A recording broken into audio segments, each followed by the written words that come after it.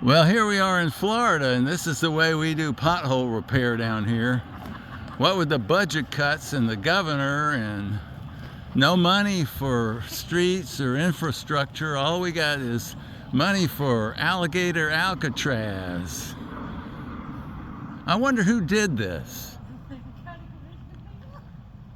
It's probably somebody that's very creative and smart and decided to take matters into their own hands.